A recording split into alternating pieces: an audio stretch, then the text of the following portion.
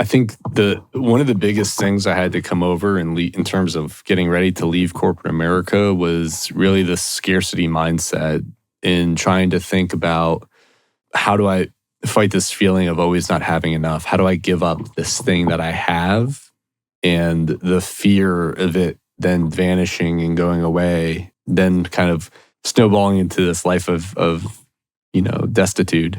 Very dramatic thinking, right? But I don't think it's uncommon for us to get kind of trapped in that frame of thought. And so some things that I did early on as I became aware that I was approaching this level of burnout, I knew I wasn't quite living the life that I wanted or that I was living into my full potential or purpose, was I started to build some passive income. And so I think real estate's a great vehicle for that. Some people like Ramit Sethi has some great insight on how you could kind of use that Ikigai framework I talked about of really examining what your strength and skill sets are, what is the work you're currently doing, and how you could utilize those things to kind of form and create a business. And so for me, it looked like, in addition to some stuff with real estate, it also looked like, leveraging some interest from a high yield savings account. It also looked like getting my real estate license so that I could start doing some stuff with like active listings.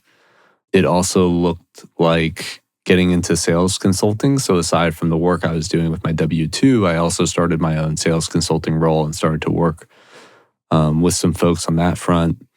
And then the breathwork certification, I was able to pick up some customers and do some things on a one-off basis. And so between a few 4, 5, 6 things, I was able to start, one, taking action in doing something that wasn't my normal 9-to-5 job, and to begin to assess, what's working, what's not, what am I actually liking and what am I not liking?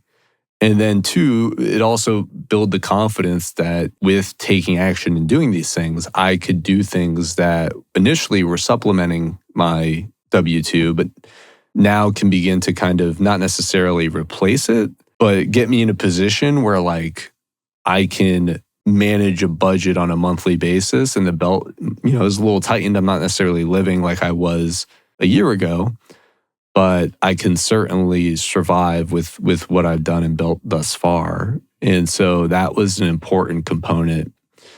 I think another book from more of a literature standpoint, there was a few of them that had a tremendous impact. And I think one being Die with Zero by Bill Perkins, which really forces you to, examine the traditional model of work towards retirement and consider things like, just really spending on the experiences that you have in the moment. And whether that be for some travel or adventure travel that you want to partake at this particular point in time, at least for me personally, that really resonated because, being in my mid-30s, I'm at a point where health is still solid, but certainly I could tell that it's not going to be getting any better anytime soon.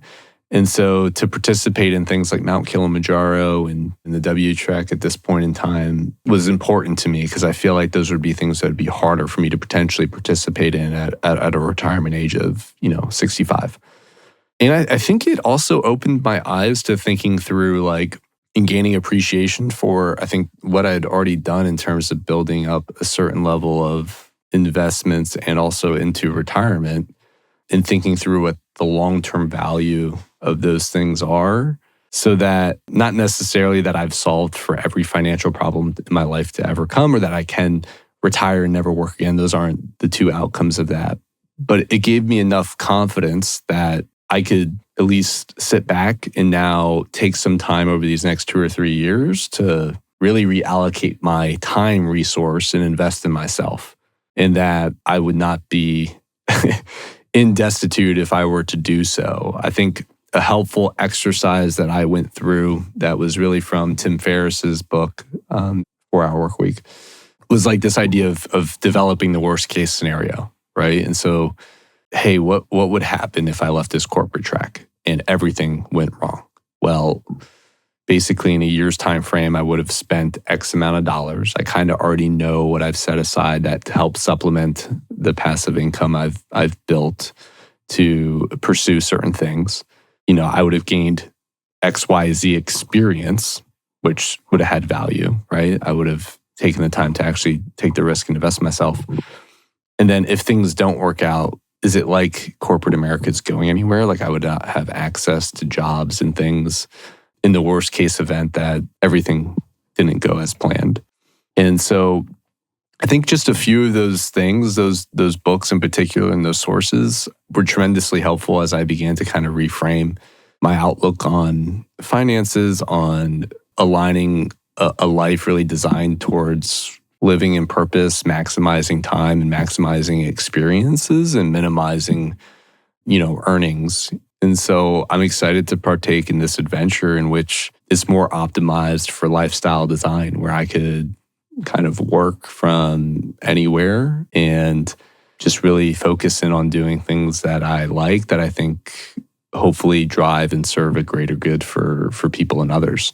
And so I will send, I'll have a link in the comments below some of those books. But if you're kind of in a similar point where you feel maybe stuck in your corporate job, you're not thinking where to turn to next, I think, Tim Ferriss, Bill Perkins, Die with Zero, Ramit Sethi, and Paul Millard, the Pathless Path. I think all those folks have some great content that will help push you to consider alternate career tracks outside the traditional norms, that will cause you to consider more maybe thinking of going down the lines of content creation, of how you prioritize your experiences in different time life buckets, and how you could develop your own worst case scenario to maybe propel some action forward and not just to continue on the sit on the sideline and kind of maybe just be in a less than ideal situation. And so hopefully this content's helpful. Subscribe to the channel, like the show. Love to hear from you in the comment sections what you got out of today's episode.